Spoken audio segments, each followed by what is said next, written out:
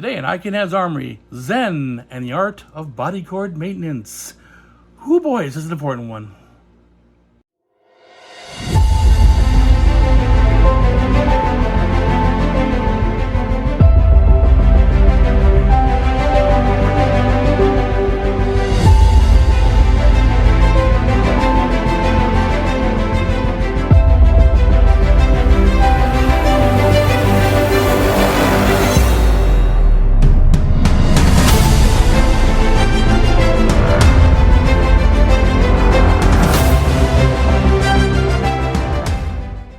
So fixing a body cord is probably one of the two most frequent repairs I do, the other one being rewiring a foil rapid blade. It was in fact the very first repair I ever did for my own gear, way back when I was still competing. I was at a tournament in San Bernardino. All four of my body cords failed the exact same way. And an FPS there taught me how to fix my gear and loaned me his tools, fixed the gear, got knocked out, was driving home, figured, I never see Armory at these events, so I should probably learn how to fix my own stuff. But this is back when we didn't have the regional setups we have now. We always see armors. There was no armors at local events. The only armors at sectional championships, remember those old guys, and NACs and nationals. And the problem there was their job is not to fix your gear. Their job is to set the tournament up, run control, do strip calls. So there's never anybody to actually fix gear. So you had to struggle through. I found a booklet by Rudy Volkman of Atlanta. Thank you, Rudy, very much for putting me on the path. Went from there. It was very basic. It wasn't the deep dive that the Care and Feeding of All Things Fencing by Michael Mergens is, but then few Army books are. That's really the mighty tome that it is. But it started me on my path. And then I started doing repairs, learned how to do more of them, hung with other armorers, learned from them, started selling gear, doing armory, and yada, yada, yada. And pretty soon I was doing armory professionally. So that's where my path started with body cords. I've heard people say they don't do body cords because they don't know how to do them. Body cords are dead easy. You have 3 lines to worry about. You just got to worry about where they go, where the pins go, where the break is.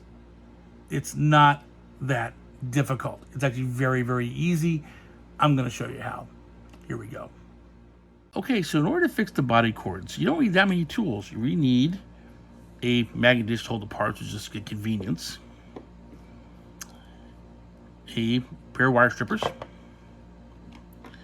appropriately sized screwdrivers for the screws themselves, and a larger screwdriver, or in my case, a powered one to take the cords apart. That's all I really need, plus some other minor parts, like maybe some heat shrink for this dragging relief. But let's get into the cords. There are 3 different types of cords typically that we see out there: the German, the French, and the Leon Paul. Let's look at the German first. They all have their own little peculiarities and structures. So this is a German cord. This is not an Oma. That's actually an Absolute, which is a Chinese copy of the German. The Germans define, generally speaking, by the pins being held in a hard plastic shell. I note that I do not have any épée cords right now, but the fix you do for the 3-pin end work for épées. So this particular cord, let's see what's wrong with it. Test box will also help, so I'm going to turn this A6 on. It's on body wires. Let's see if I plug this in. And there. And plug in that. Okay, so that's in. Let's see, now to remember that on the A6, this is not in my test box where the A and C lines are swapped. This just shows the Italian version, so you're seeing A and B. It's actually B and C, and in this box right now, A in this box is actually our C line.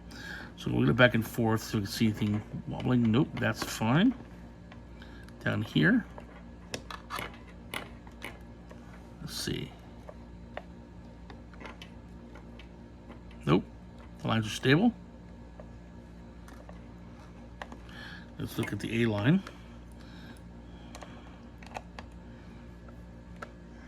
I'm gonna block the view here, so nope, that's stable there. That's stable there. This cord's actually not in bad shape. This is probably from kids who thought something was wrong with the cord. Nothing's wrong with it, but let's look into it anyway. So let's look at the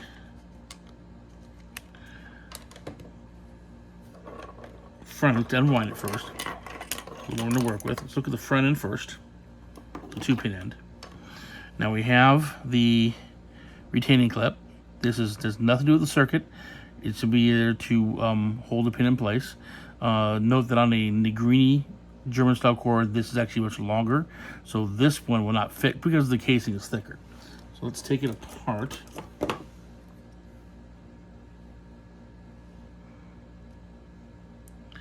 Get that going, and then I put my finger over that, unwind from this side, so I don't have to go shooting across my living room floor. Okay, not moving, so lose a little more. There it goes. There, now it's taking a few turning. Oh, it's turning the screws well. Okay, fine. Put a thumb over the edge here, make sure it stays there. Okay. That comes out. And the back part comes out. There are the parts. If you ever lose the parts, the spring is an heavyweight spring. The screws are hard to find. So now I'm going to take this and take it apart, and that's why I have my power screwdriver.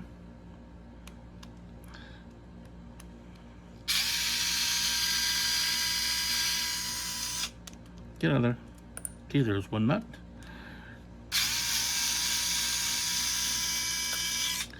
There's 2 nuts. Put that aside. Take the casing apart.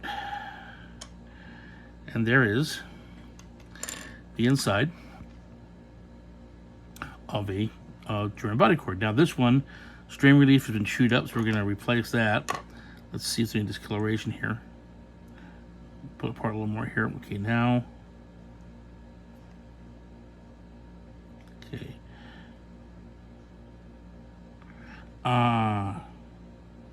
Okay. It is stretching a little bit right here. There's a break in the wire there.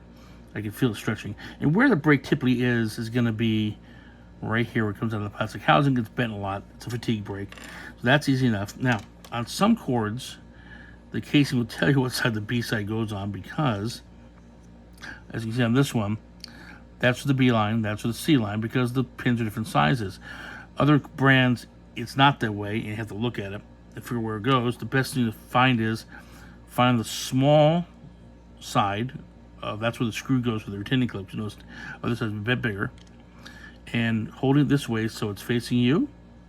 The B line is going to go on this side to the, as I'm looking at it, I have to look at the front of the cast housing, the left side.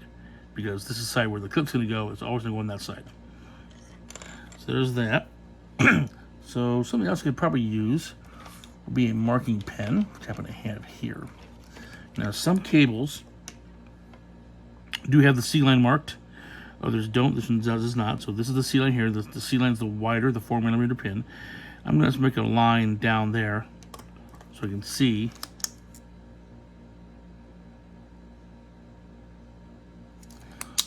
Which is the C line. Okay. So I'm going to find this. Where's the break? Okay, pretty sure about there. I'm going to cut this back a bit.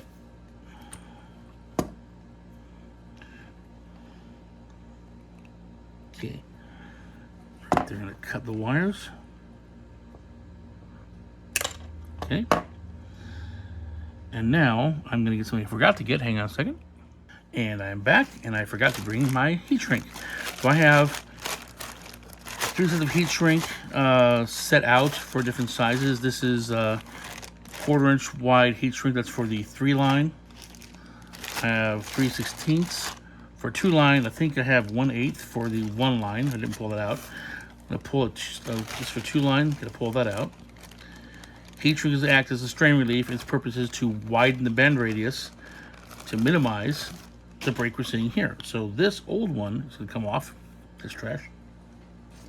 I'm going to slip this new one on, and I'm going to do it before I do any wire stripping because that's just easier. Okay. There's that. That's stripped a little bit of the wire. Now here's where I have a difference in what some companies do when they strip wire. Some of them strip it, about, that much. It's a teeny bit. But if you look at it, it barely gets to the screw, right? And that's why screws pop out. I tend to give it a little more about that much, so it goes well past the screw. Okay, so sure it's going to bite into. Now I could also put a metal ferrule on that, but in this case I'm not going to, because most people don't have the ferrule, the ability to put the ferrules on. And I'm just trying to teach you how to do quick stuff real quickly. So I'm going to take out the old wire, back the screw off a little bit.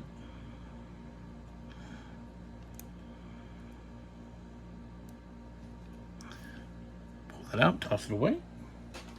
Same with the B pin.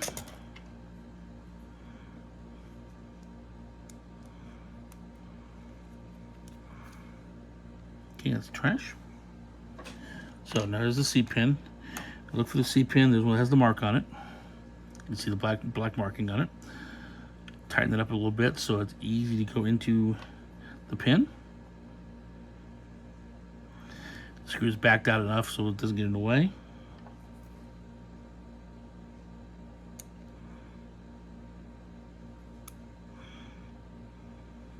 There it goes to that angle.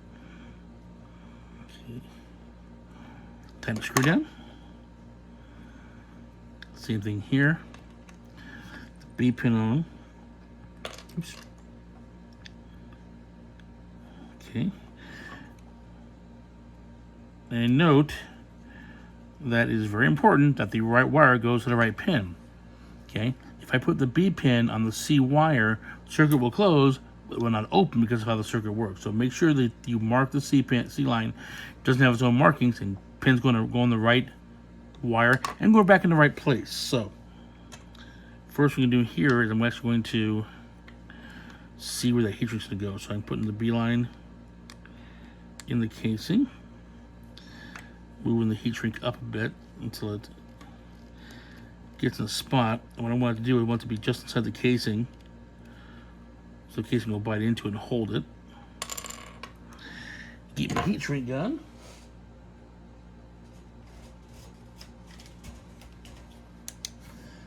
Plug it in would help too.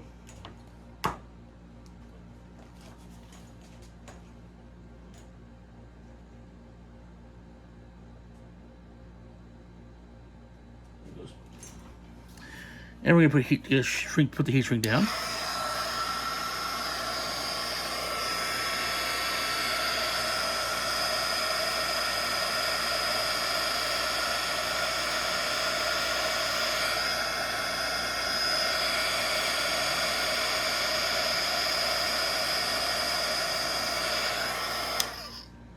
Okay. Heat shrink's in place. Now I'm going to put it back together. Again, making sure that I got the B line in the right spot, which it is. Okay, make sure the lines are in the little channels there. Put the top casing back on. And the hard part about putting a German core back together is sometimes it's hard to put the casing together. It takes less time to put the casing, or more time to put the casing together than to do the actual repair. Make sure the case is all closed all the way. Put the screw in the spot there.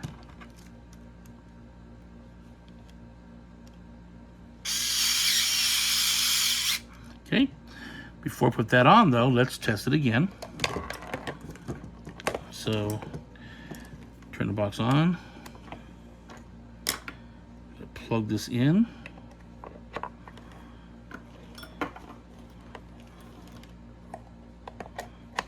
Okay.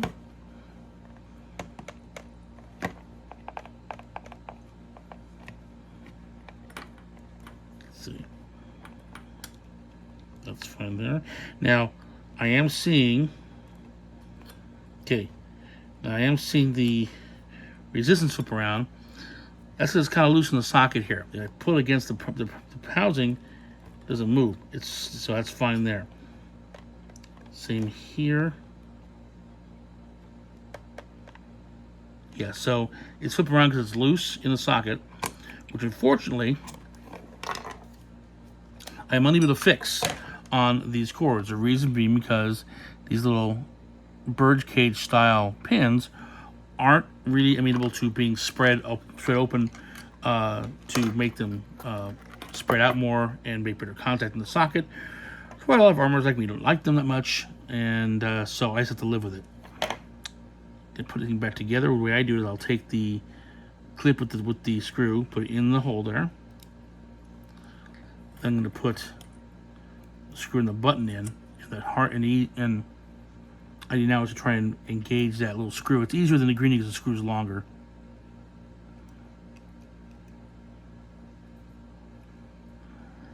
And didn't pop out, so it's engaged. Now I'll crank it down tight.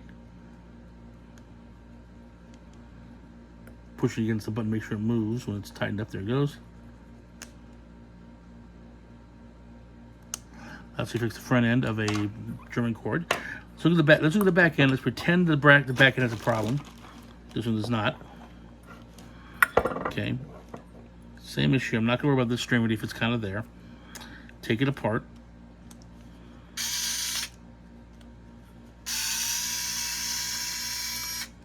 Keep them nuts.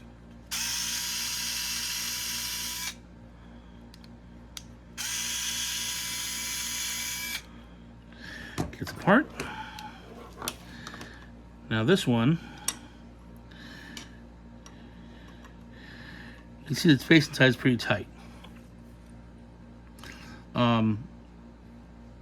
Also, well, as long as it's open, let's check, make sure all the screws are tight, because that may be a problem as well. So this is the AA line. Tight. B's tight. See, the screws are all tight. Sometimes if you have a wobbling around and the screws are loose, it breaks contact. You want to make sure everything's all tight. So I'm going to put it back together. You see the little part here on the casing where it has to fit around. That's why it's bent here in the middle. So again, A, B, C. In this case, because the screw heads stick out, make sure it's not projecting up, so it's going to impact the top casing. Put it in now. The problem with German stuff, with the German cords or copies of the actual Germans, is sometimes these will pop up as you're putting the casing down. They don't snap in place. Faveros have a little deeper weld and actually snap and hold the pins together. But here's the casing. I'm going to put it down nose first, kind of clamshelled in. You can see my finger hit one of those. There it goes. So my finger had to move that pin, but it came back into place. It's now closed up.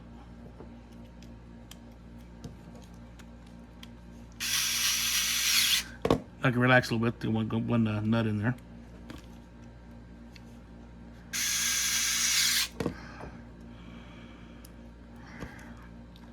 That's to fix a German cord. And if you have an epi cord, this is the same end as an epi cord. So you do the same thing. Make sure everything goes in the right spot. A goes to A, B goes to B, C goes to C. If you swap the pins in any other placing, the cord will not work. It has to go back in the same spot. So that's it for the German cord. Look at the Frenchie.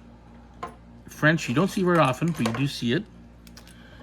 French cord, or typically what's called a prière, its defining characteristic is on the weapon end, there's no exterior casing, it's a hard block the pins sit in, and in the back end, there's a hard block surrounded by rubber strain relief. Okay, and then we of course have the clip. Now this particular clip I know does have an issue. Yep, I can see it pulling. So that one is a solder job. Let's confirm the rest of it real quick. Okay, no A's mean solder job.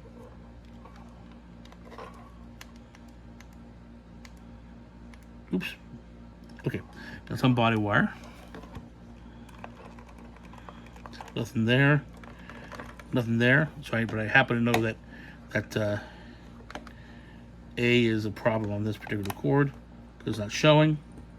Because you see there's no continuity on A or C. So I know that's what the problem is. I'll show the wire stretching, so I'll fix that in a bit. But let's look at how to fix this if there was a problem. A little different technique. Look at the front end first. So the front end, we have, again, little bird cage pins, which suck. and these brass screws. Now the brass screws down here, a little more careful with the Germans, because these don't stick out. If you break the heads off these, you're gonna have a hell of a time getting it out.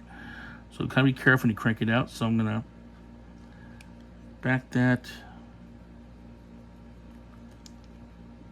I'm gonna take the pins completely out on this one, so I'm gonna take the screw completely out.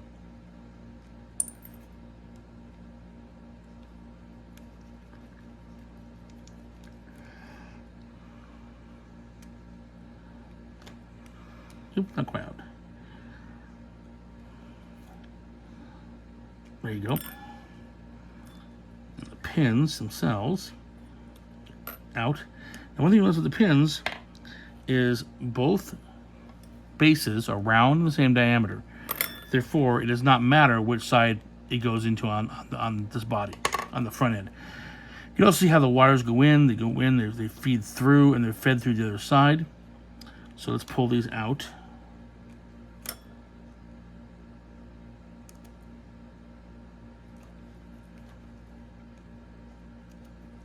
Okay, they're out.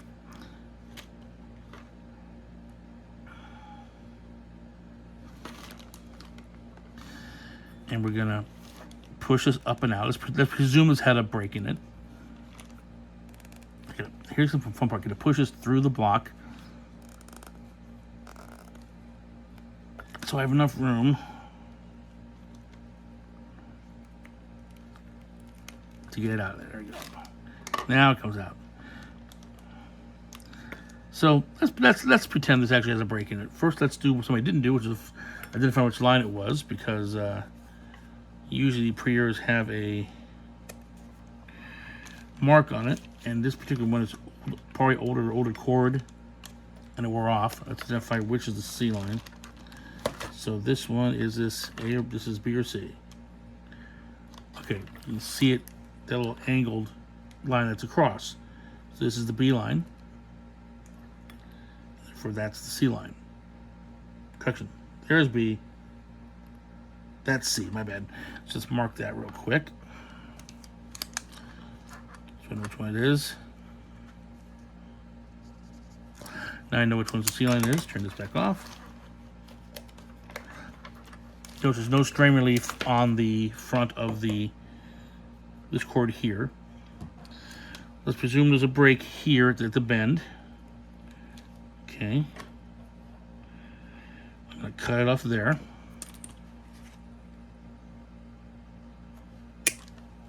Tosses away. I'm not going to strip it yet. Pull this apart a little bit. And I'm going to take it and feed it through these two holes. One there. Again, this particular cord does not matter which side it's on. Pull through enough that I have room to work with. Okay. Now I'm going to strip it.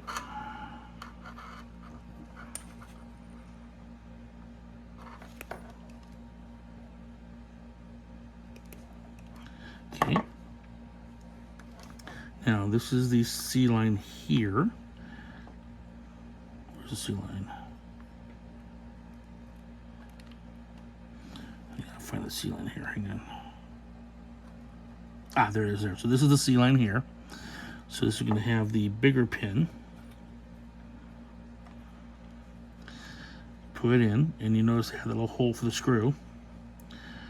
So I'm going to feed that into, and this is why I had enough lead time so I can actually have room to fold it in. Yep. Some wire came out. Trying to put it back in. Okay, now the wire is in the correct. Oops, it wasn't a correct pin. Correct pin. I'm going to push it up so I can see the hole for the screw now. Drop this screw in. And then crank it tight. And let's see. What's the trick is going to engage the pin. There it goes. Kind of going blind on that. Okay, there's that one.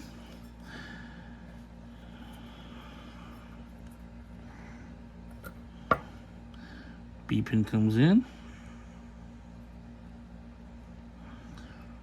Wire goes in. You see those bending. I had to give myself room to work with. Not the most ergonomic design. And sometimes not the best to get in there. There, that's in. See the hole.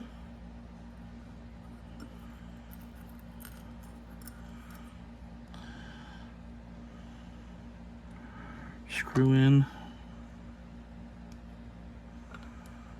You can feel engaging. Okay. There we have that. I'm going to pull this through so these bottoms disappear. Okay, then pull this down so it threads between the pins. And the front end is done. The back end's a little different. You got to pull this cover back. And it's kind of counterintuitive on this because you would think that the cover would match the pin layout. Like, you know, the cover's longer here. You think it'd be on this side. It's not. So it's kind of backwards.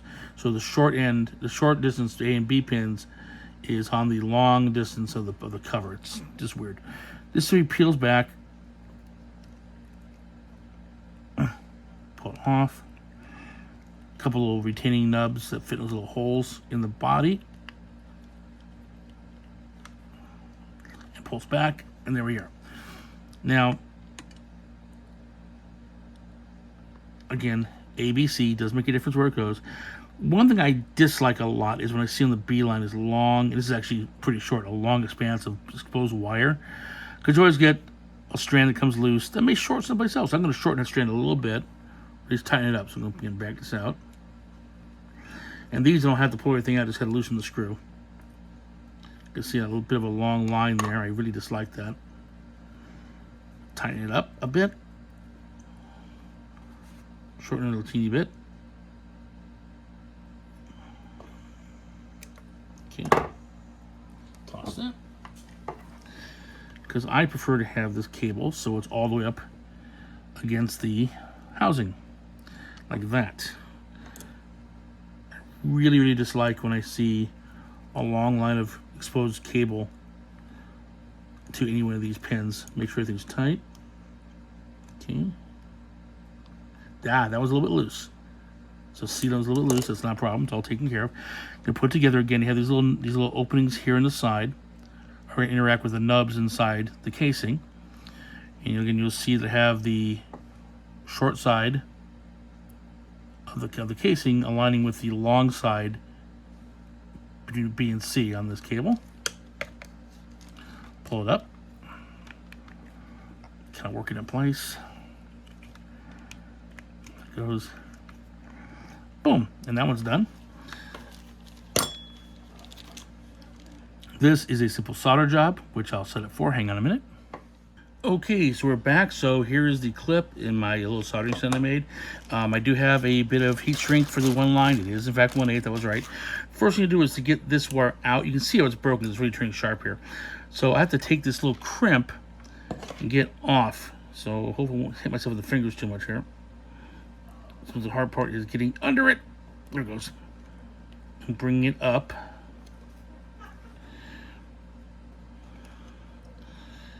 And not hurt myself. Okay, see how that works out. Okay, you see the break. Now I can get to it easier.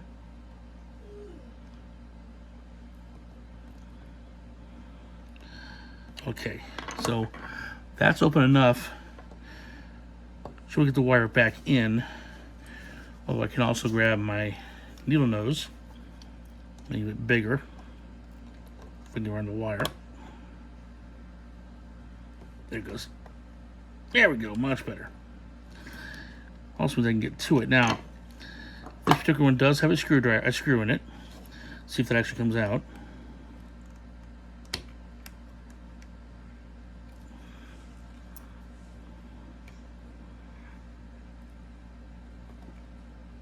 Okay, kind of does not. So it's soldered right here.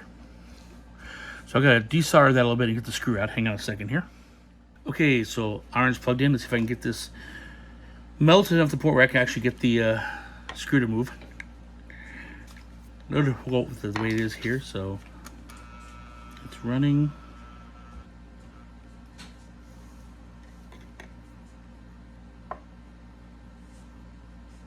Okay, solder's starting to melt. Give it a try. There it goes. Okay, oops. Okay, so now the screw is moving. Not all the way out, just enough so I can get the rest of that wire out.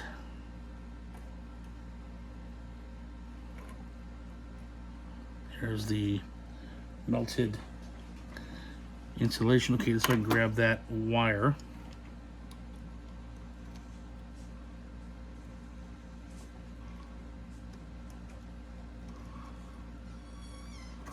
There it is. Okay. So that wire is, so now that wire is gone. Screw is there. Now I should note on the French cords, they always leave the screw in. For some reason, the Germans cords sometimes don't do that. They will remove the screw, solder directly on there into the hole where it goes. I don't like that because if the solder joint breaks, then you have an intermittent connection. I will always use a screw, and then I'll run the cable up to the top of the clip here, Leon Paul style. So if this comes loose, I have good connection here. If that breaks loose, I have good connection there. So there's that. Now let's take the solder or the heat shrink, put onto the cable. Okay, let's also find my good cable here. That's it. Strip some wire. Now I'm only going to mount it to where that solder was. So I'm going to strip a little bit of wire here. That's all I really need. Teeny little bit. I am, however, going to put in some flux.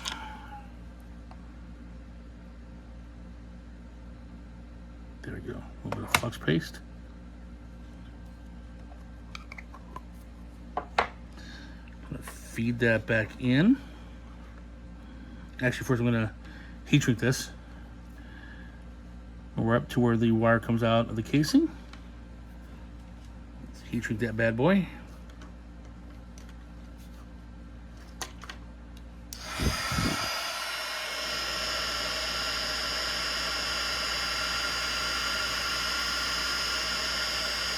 I can see going.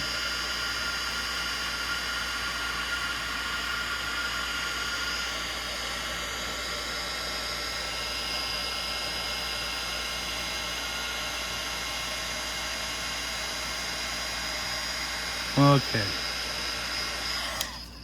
that's on to help the bend radius. Put this in. I'm going to clamp it down where it's on the little wings there.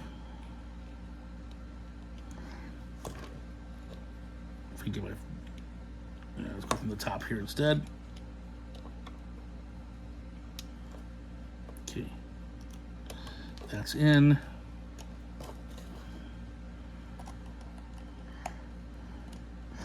Okay, now clamp it down a little tighter.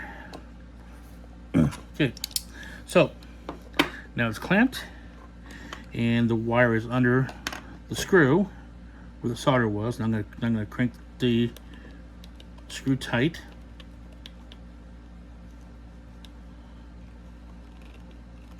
And now we're going to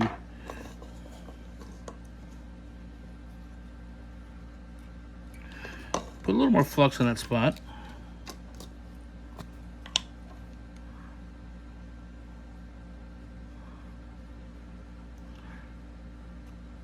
Okay, that's where the solder went.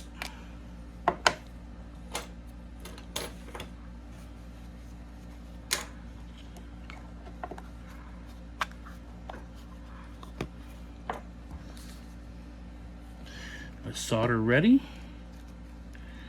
Okay, the solder's ready.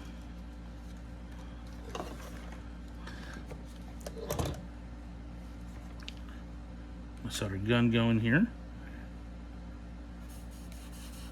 Okay. Solder this bad boy.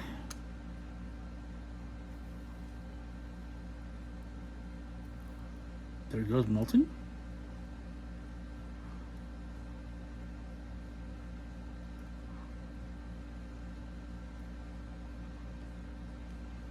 Cool. The rules require that the wire be visibly soldered. So sometimes the solder job is so good on these Frenchies that you can't tell. However, if you don't solder so good like me, it's very visible. So you see it's visibly soldered. That would pass. It does not have to cover the screw. So let's see, it's not very hot. Take that out. And let's give it a test again.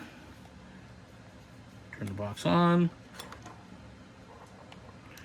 Again, we're looking for, on this box, we're looking for the C line, which is actually RA. There we have it, connection. And back and forth. You can see how it's, if I get a good shot here, you can see how it's not moving. So this cord is fixed and is ready to go. And that's how you fix a Frenchie. Every cord has its own peculiarities, its own, little ups and down things that drive you crazy or not. Trick is to learn how to do them. Now, the Leon Paul, which I do not have an adapter for right at the moment to test this. Also, this cord is actually not in bad shape. I'm not going to fix it. I will, however, show you what the front line looks like. So here's the back end. And again, you see, this is actually an absolute copy of one that I cobbled together.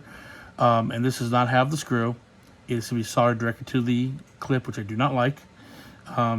Because if that breaks loose, you have bad connection. Same 3-pin end. This is actually a, I'm sorry, this is a Negrini? Yeah, this is a Negrini back end. And Negrini has the wells to hold the pins are actually deep enough that it doesn't fall out. Plus, there's a little clamp inside, which is not on all cords. Look at the front end, the bayonet. This is the Leon Paul bayonet, an actual Leon Paul bayonet. These are still legal in the U.S. They're not legal internationally, which is why Leon Paul finally stopped making them. But they're still legal in the U.S., which is why I have this. This boot is nice long enough. That's the strain relief. Let's pull it back. Someone's going to get pulled back. It's the hard part.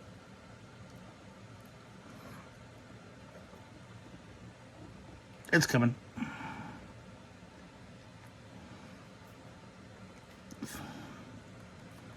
And there we go. And because it's still legal, that's why I have it on my test box. I have an outlet on it. So here we are. Now, how this connects. This center post is the B line. Okay, make sure that's tight first off. That's a little bit loose. Now it's tight. This screw here is the C line. That's where the wire connects to. Okay, that wasn't loose. Back a bit. There you go. Now, how the wires connect? They come up through the boot and into these little small holes in these side pieces. On an actual Leon Paul cable, it's small enough to fit through there because the screws are very long and they're pointed and they pierce insulation and make contact. This is not Leon Paul cable, so you have to strip it and stick it through and crank it down. Not as good a connection, but it's good enough. Yeah, I'm not going to pull it out. How it connects, when you have a Leon Paul socket, there's a center plate down inside. It's on a spring. This pin sits against the center plate. There's your B connection. This washer on the spring here sits and hits the top mounting bracket, which is the C line. So when you put it in, you push it in, you turn it, because you push it in and this pulls back and you turn it, and these parts here engage these little nubs inside the housing. Probably the nubs do wear out, and I have seen them pop out. Also, if the bracket gets bent back, the socket's going to explode and no one can fix that. Frankly, it's a decent design, not the best. my first cables were Leon Paul's, and then I went to 2-pins, the 2-pin German styles. Every cord has its ups and downs, its pluses and minuses. You just learn how to deal with it. So you would fix this the same way you'd fix any other cord. Make sure the wire goes in the right spot. This particular cable does have a blue line on the C line. You can see it there, and that goes to the C line pin, which is going to be, there's a screw there on the side and down to that pin. Okay, the B line is down to the B pin. That's pretty easy to figure out. So we can get this casing back on. Again, sometimes it's the harder part of the repair. Get on there. There it goes.